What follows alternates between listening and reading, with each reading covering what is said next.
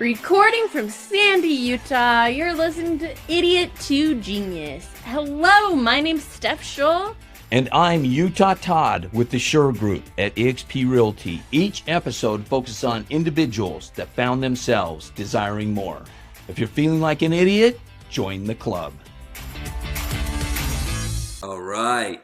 Well, here we are, Idiot to Genius. Ryan, we had you and Sean, your brother, on the first episode of Idiot to Genius, and it was great. You had just done your first flip and went through all that process.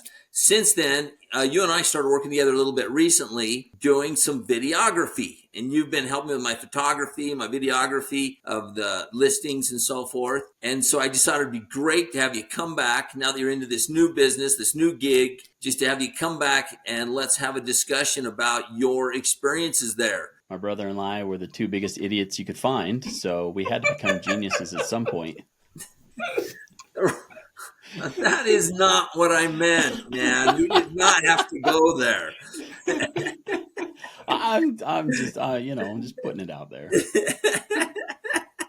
You had some learning experiences. There's no doubt about that. No doubt about that. We did have some learning experiences that definitely made us a lot smarter in the house flipping realm.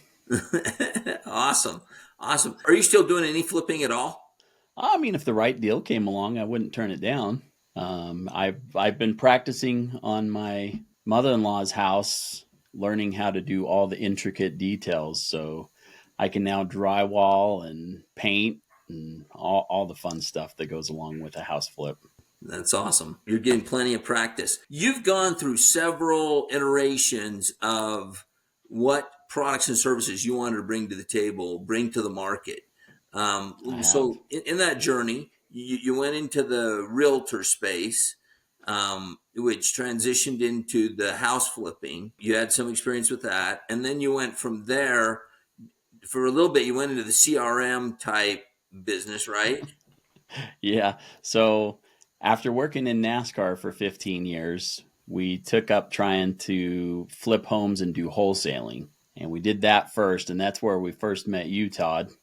Was trying to sell some of our properties and with one of the groups we were associated with. And I was encouraged from you and one of the other gentlemen to get my realtor's license, which I did. And that was good, but it just wasn't quite for me. And then, from there, went into kind of trying to help agents with their CRM, trying to get clients.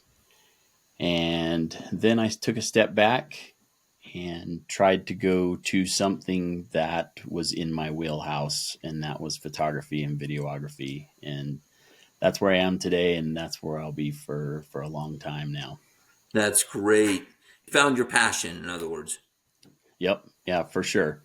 That goes back to the year 2000 when I was traveling for OGIO and doing some videography for them and helping Godfrey Films with a few of their films they were doing, and then moving into NASCAR and doing some of the photography and videography for the team. Since then I've been in graphic design up until the point that we moved back to Utah, and I thought we'd go real estate. And so now that's led me into still in real estate, but being able to help agents with their listing photos and their listing videography. You do a great job in that space, probably because it is your passion. That's one of the things that you enjoy doing. I found something where I'm excited to get up in the morning and go to work. That's great. You know what I think is so cool about this is like seeing how you weren't afraid to like pivot and shift. And I think a lot of times people are afraid to make a pivot if they just recently did one. So. Oh, for sure. And even if you've been in the same job for 10 years, I got a buddy that just got laid off and he's scared to pivot. He's not sure what he's going to do. And it's got him paralyzed as far as looking for a job. So being able to what we call bob and weave and go with the punches and try to avoid the big knockout. I wanted to get you back on here is because of the journey that you've been on.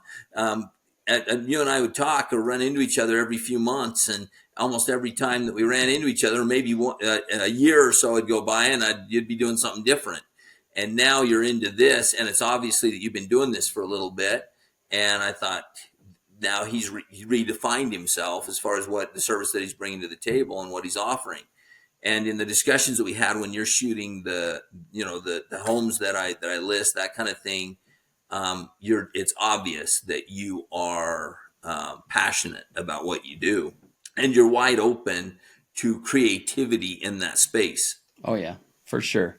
It's been a journey moving here 3 years ago and not knowing what we were going to do and having to find something that I felt passionate about and something that really played to my strengths. It's been a journey to finally find this last February and get into it, and have been growing the business ever since. It's been a huge blessing, and it's been a great learning experience. But yeah, to be able to do something that I love and comes so easy, it is very nice to be back into something I feel comfortable in. I want to know a little bit, so you were doing advertising for NASCAR? Yeah. Okay, Yep. So you were doing that. Then you came here and you were a real estate agent. Then you started a podcast. How have all of these... That was one of the sidetrack things. Yeah, but how have all these things helped you do what you're doing today with this awesome photography for these homes?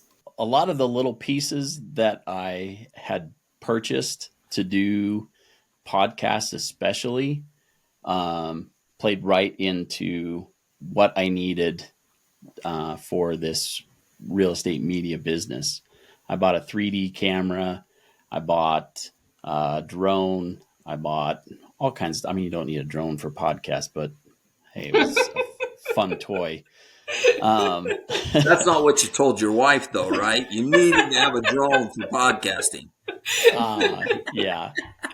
Well, and the 3D camera, I said, yeah, I need it for podcasting. She says, well, how does that really relate to podcasting? I'm like, well, we can use it for our trip too. She's like, oh, okay. That's called a sales job. So yeah, I probably would have been decent as a real estate agent, but no, but purchasing all those little things. And then when I hooked up with a group in Texas where they were showing me how I could use these things I already owned to create a business and help agents, it was like a light bulb went off, and it's like, yeah. The startup costs weren't that much for me because I had already been investing in a lot of the products, and like I said, it played to my strengths, so it just was a natural fit. Now, something that you never brought up, and not that we're against this, but it's just something you never mentioned, and I don't know if you thought of it, is going and getting a job, working a 9 to 5. That just didn't seem to be in the cards. Am I mistaken? I did apply for a couple jobs, but yeah. And that was the funny thing, because when putting together a resume to send out to a couple of these jobs, that was the first time I had done so in over 20 years. Oh, whoa. I had gone from career to career, but it was all through connections or people that I knew. And living in North Carolina for 15 years before we moved back here, I didn't have those same connections. I didn't have those same people that I knew. So yeah, I finally had to fill out a resume, which that was intimidating. You know what I think is cool? Because you came and did a presentation to a bunch of the real estate agents, and because you've been an agent, you were able to be like, guys, I've been where you're at. I know how crucial this is.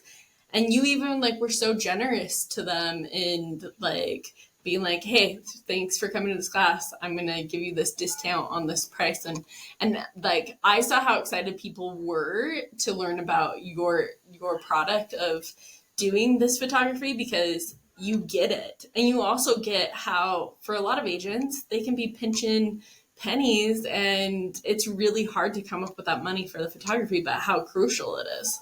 For sure. That's been an interesting thing because the way I look at photography and the floor plan and everything that we offer in our packages, it's the stuff that's going to help grab people's attention when they're looking through the MLS.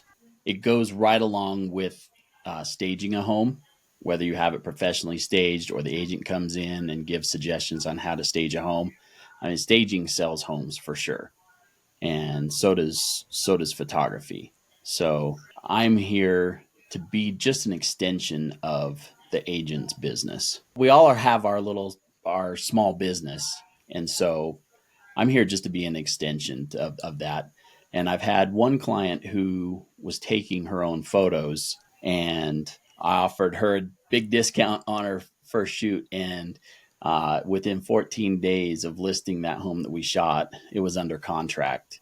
And a lot of her other homes that she was listing, they were sitting on the market for 80, 90 days. That was a big aha moment for me is, okay, yeah, the photography really does help to sell the house. Oh, immensely. I would never take my own photos.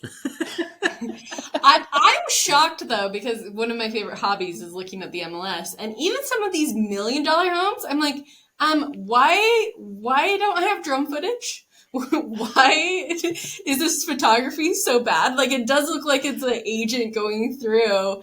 And I mean, like, I might expect that in the condos, but like, as some of these houses are like $1 million, I'm like, what in the world? There's this one picture of this townhouse in an area that it is crooked. Like, the front picture is crooked, and I just look at it and I'm like, why isn't the agent fixing this, So you mean they took the picture with the camera? They took the picture crooked, and it's not even the whole house, it's just like the top of it, and it just, like, my heart sort of goes out to these agents, because I've done so many podcasts with people, and I know how it's a big deal to get a listing, but I'm sort of like, oh man, no wonder and just out of curiosity, every time I get on, I see if that place is still on, and it is, because no one's going and looking at it, I just feel like to invest in the photography, it just seems like what you said, that gal, I mean, in 2 weeks it was under contract? Like, that's way better than having it sit on the market forever. And that's just my outside perspective as a podcast producer.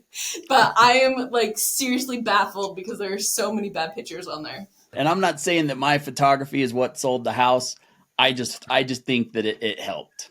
But like, people, they're stalking the MLS before they even they're sending their agents, this is what I want to go see. And so even like houses where it's like their pictures are cluttered and stuff, and I'm like, why didn't you have them clean it up? Right. Or there's beds with no comforter on. I don't get that, but well, that goes right along with that staging thing. Right? You have to stage the house right for people to go into, and not only for the photography, but for people to go through. I had an agent who had a listing and it had been on the market for about 30 days. We went in and did a floor plan for him. And when we do the floor plan, we have to walk through the entire house. And I walked into that house and thought, there is no way this house is on the market. It looks... And I looked up the photos, and the photos look decent, but you walk into the house now, and it was such a cluttered mess. I thought there's no reason or no wonder the house hasn't sold yet. Yeah, well, just to give you an example of the importance of the photography and the video and so forth, I got a call on that $2.7 million home. Got a call yesterday from out of country and saying, hey, I'm really interested in that house. What can you give me as far as, I said, do you want to walk through? And they went, oh, you've got a walkthrough? And I said, yeah. And it is on the MLS. That's what kind of surprised me that they didn't. But most likely, because on those homes, I advertise them on the Robb Report and in the Wall Street Journal and so forth. And so that's probably why they didn't know that. But the bottom line is I could send them a link. I sent them a link for the walkthrough, and they're now touring, going through the house and looking at it. And the walkthrough, that's where you just like can zoom around. Yeah. Yeah, like those are the coolest thing to just stalk people with. But then again, I'm like, why is their family photo up or their kid's name? People leave the craziest things out when people can just go and zoom through their house. I know I'm not the only like nosy person out there, Well, but get this. And again, getting down to video, like those Matterports, you can literally see oh, that's what it's called, a Matterport. Matterport tour. Yeah. And you can see all the chips in the walls, everything. And the first Matterport tour I did, I think I told Ryan about this. The first Matterport tour I ever did, just telling you how detailed they are. This guy was the superintendent over a build for Amazon. And he had on his desk bids for the project. And so after we did the photo shoot and everything else, he calls me up and says, Todd, unbelievable. I have never sold a house and had this much representation and having this great a product and everything else. He goes, but we have a problem. And I said, what? And he goes, go over, and he tells me, go into my den. I go into the den. He says, click on the desk. I click on the desk, and you could see the bids you could literally read the bids. And he went, that has got to be removed. I thought you were going to say something worse. So that's pretty good. Yeah. So wait, so Ryan, with your packages, like, can we talk a little bit about, like, do you have different packages? Is it all the same? Like, tell us a little bit about this, because I want to be able to plug this too, because we have a lot of people that are real estate agents who listen. Yeah, so we have 3 main packages. One for kind of a smaller house. You're talking maybe 1,000 to 1,500 square feet that just has some of the basic things that every agent needs for a listing. Our middle package adds a few more things, a couple drone shots, a few things like that are just more for the everyday, the majority of listings. And then our top package, that adds in the Matterport tours, and it adds some of that. I'm also a Cubicasa, which is a weird word, but they are a great company to work with. They help me with all of my floor plans, and I'm a preferred photographer for them. So we do a free floor plan with every photo package that we offer. So even if we go in and shoot 20 photos of a house, you get a free floor plan. My first place, it was a new build, but you better believe that Matterhorn and those floor plans, I looked at every square inch and was measuring, can I get like a couch in here? And I know other people do the same, because it's just so nice to actually see, okay, what are the dimensions of this room? What can I get in here? Like, we're pretty weird, my wife and I, because we've been back and forth from North Carolina to Utah many times over the last 20 years.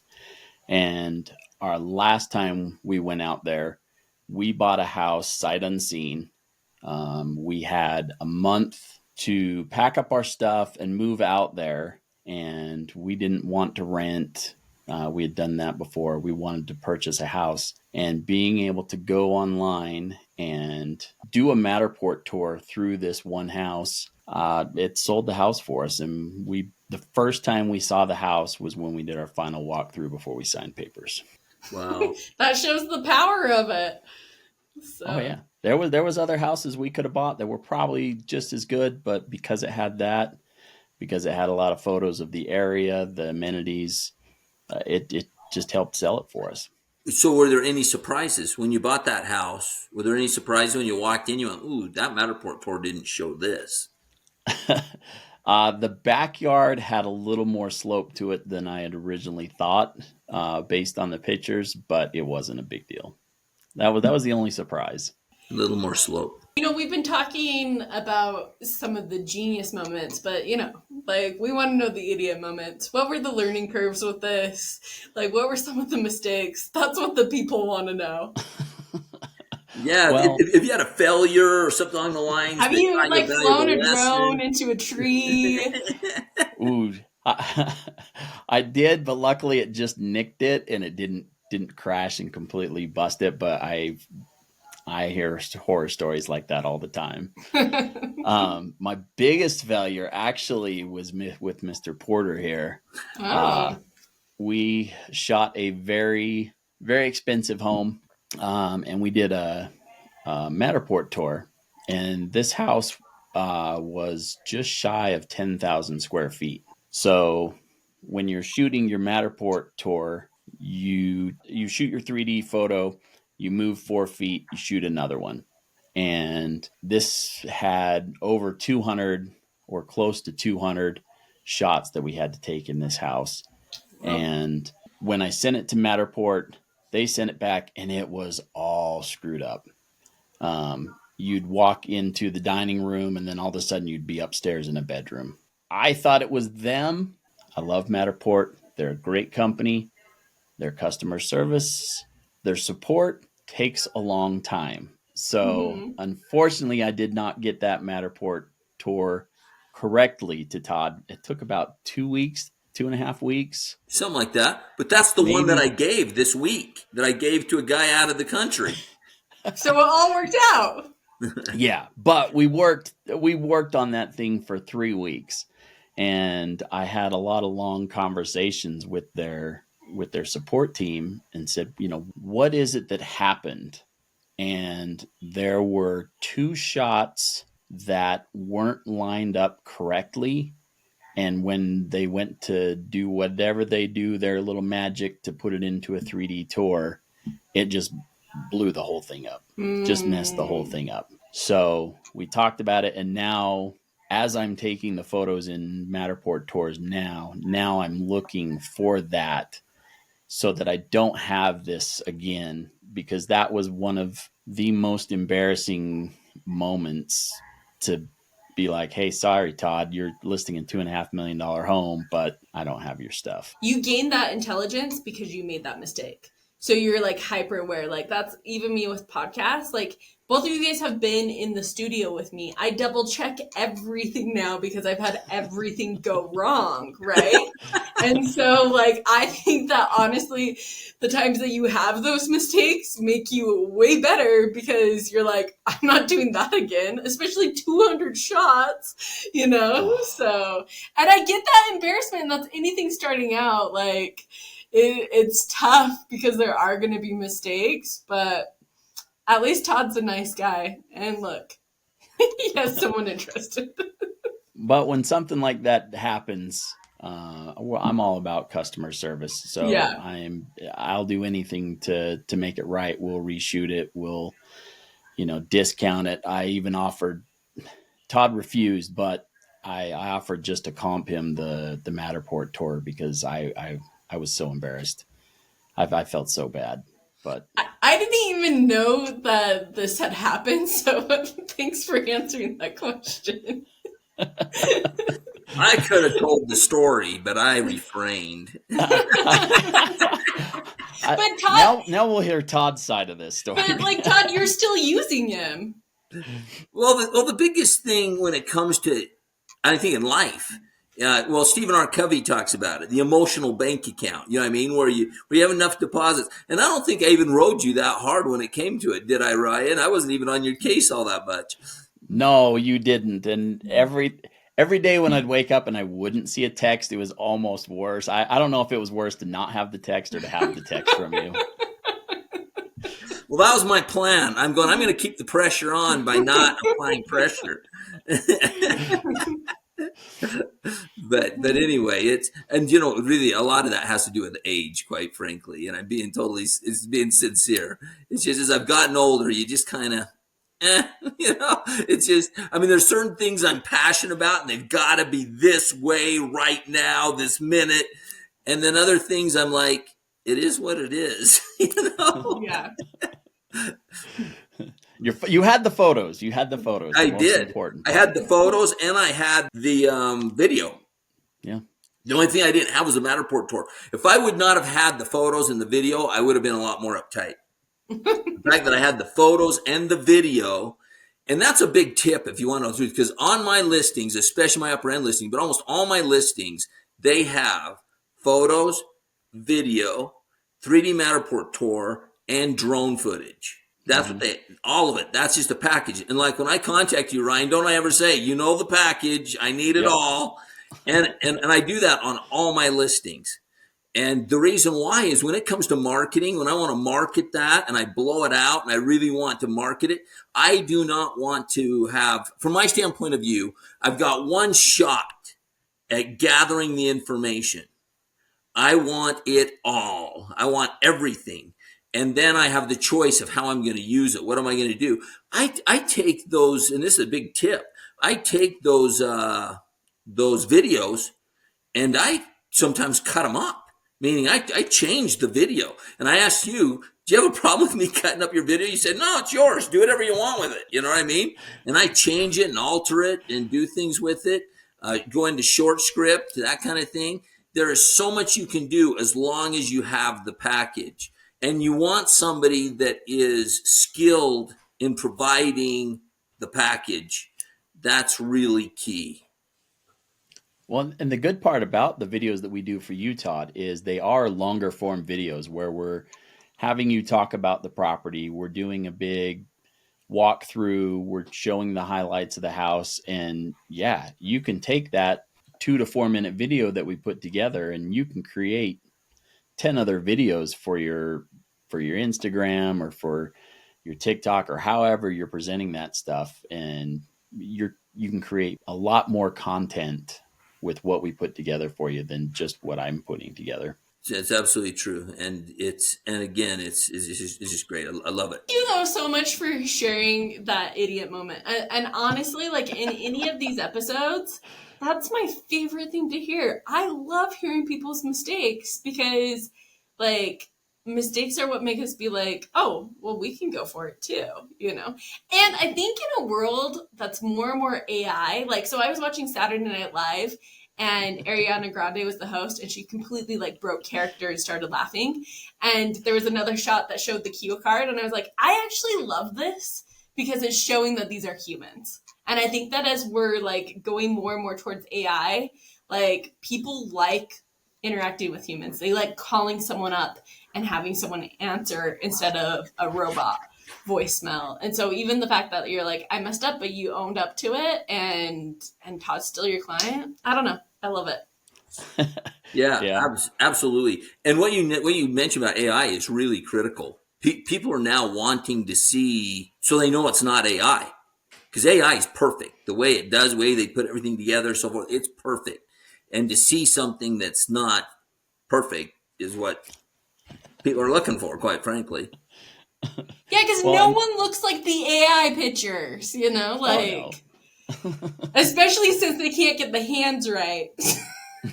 Well, you know, speak for yourself, man. I think I can pull off an AI. You think you can pull off AI? But like, yeah, like I just think it's interesting. I think the too with like businesses, especially like small businesses I don't know, I want your guys' perspective on this. Like, do you feel like with smaller businesses in the future, people are going to be more drawn to go with local people because it is that interaction than with like the big companies? I mean, small businesses have always been real important in the things. And I mean, even things I see, there was some news story where they were really pushing small businesses and how important it is. And that's because it's the local people. It's the people in your community, the people that are around you all the time and maybe understand your situation a little bit better than the big corporations. Oh, for sure. And then also when it comes to AI and the technology, just I think in other podcasts we've talked about a little bit, but Bill Gates, it's an old book, but Bill Gates in the book, The Road Ahead, he talked about that as technology becomes an ever pervasive characteristic of our lives, the need for the human factor plummets. You don't need the human factor, but the demand for the human factor increases exponentially. People, we are social beings. We want to interact with humans.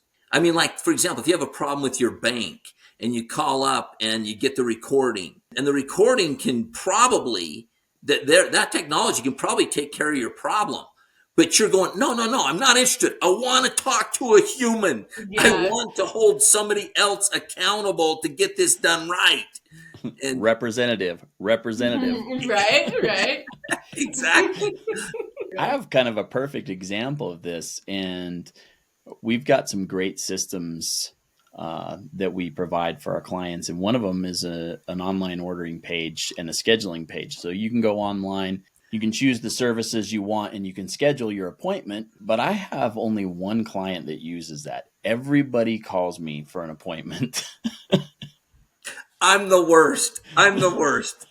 I call him but up and I say, Ryan, you know the package. Put it in. Done.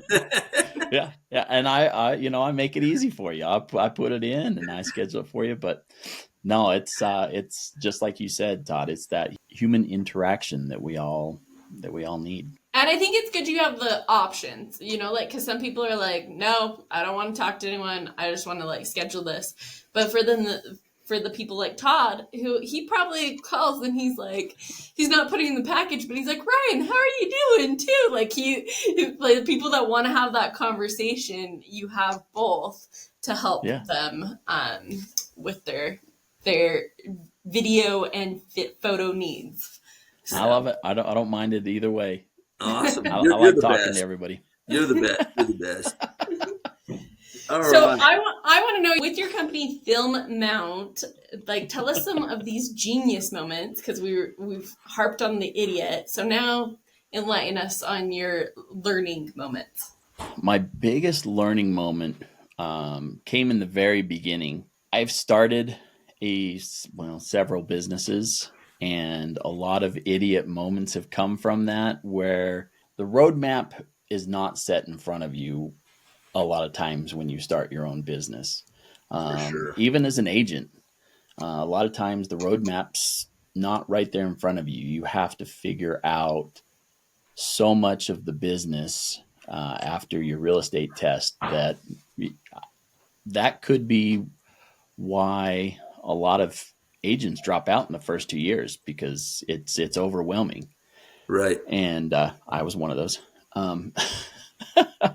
But I got in with a good group that had the systems in place, who had been in business for a long time and were there to hold my hand and say, this is what we use, this is how we do it, and basically just follow our steps, and the sky's the limit. And so to have those systems in place, not only for ordering, for scheduling, but after the photo shoots are done, the delivery process, the extra things that we can service our clients with, has been a huge thing. Right before we moved back from Utah, I spent a lot of money on a coaching program and a business program that was supposed to really help us. And that was a huge waste that just ended in a lot of money going out instead of a lot of money coming in. A coaching program that just did not work. And I have a good coach, a business coach that I hired, that also helps me through a lot of the other questions of the other problems that I don't get with my other group that helped me start this, worth the little bit of money that. Do you know what stood out to me though, big time, was, first of all, you went to a coach that did not pay off. You went to a coach that was a waste of money. And so here you have this negative experience with a coach, and you still, when you decided that you were going to go down another alley, going down another approach, going down another road, you still sought out and paid for a coach again, even though you had that negative experience. In other words, you didn't just totally blanket say all coaches are bad, or all coaches are a waste of time, or all coaches are not worth the money. You went and invested in a coach again in a totally different venue. I did. And I kind of liken it unto business owners that have employees. A lot of people, when they hire, are afraid of hiring somebody smarter than them, because they don't want to get shown up. Mm-hmm. And the most important thing to me was to hire somebody that was way smarter than me at what I needed, because I knew it would get done. And so that's kind of the philosophy I've taken into coaching, is I want to have a coach that knows a lot more than I do, especially in what I'm going into, because it's just going to help tenfold. If you don't know something, that's when, you're really going to screw it up. Yeah. to have that person there to hold your hand through those difficult things or the things that you have questions on, and to have somebody there to be able to bounce ideas off and really learn from. It's worth its weight in gold. One of my hardest things is my marketing. I love to go out and shoot. I love to interact with the clients, but to do the marketing, I don't like to do that. But my coach keeps me accountable, and so I make sure that I'm doing that. That's awesome. Well, and I think that's a lot of people. Like, so many people, I think, they have everything done except for that marketing, or except for pushing the button to be like, okay, I'm sharing this post. Because the marketing side is a little bit more vulnerable for every industry. Like, I feel like if you're an accountant, you're good with the numbers. You don't want to go show your face on social media. If you're a baker, you're great at baking that bread. You don't want to go make a reel.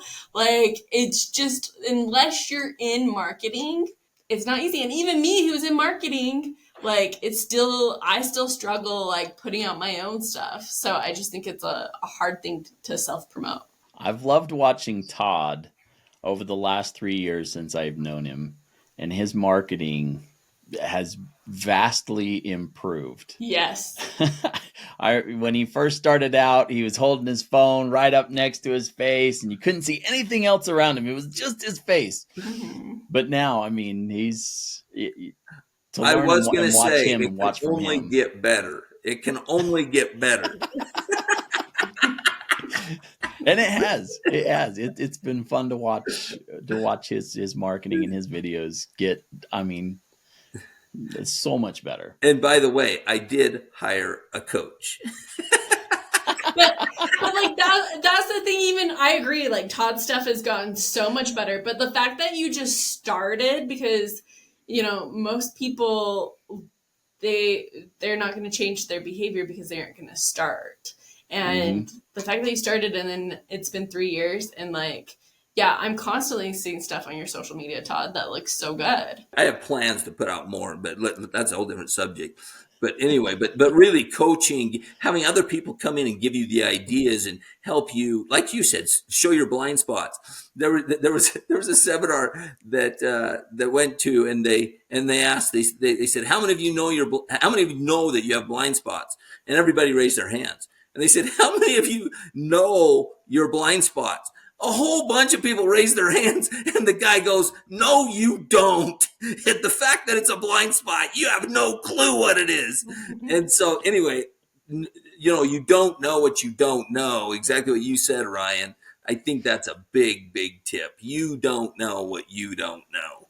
And when I started out being an agent, I didn't know enough to even ask the questions. So, and that just finally overwhelmed me to the point that I stepped away from being an agent. And even in the beginning of this business, I didn't know enough to ask the questions. And now, through on the job idiot moments, such as the Matterport deal, now I know to ask the questions about that. I know what to look for. And I'm sure there will be things that come up here and there, and I'm still learning, but I'm going to do my very best to put the best product out there for my clients. No, you're doing it. It's awesome. And it leads right into Idiot to Genius.